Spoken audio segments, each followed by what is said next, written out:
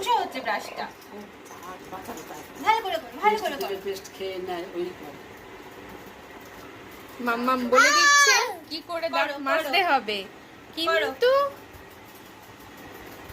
যেইকে সেই বাবা একটু একটু দাঁত মেজে দাও, একটু ভালো করে দাও। আর মাম্মাম কি করে দাঁত মাজে?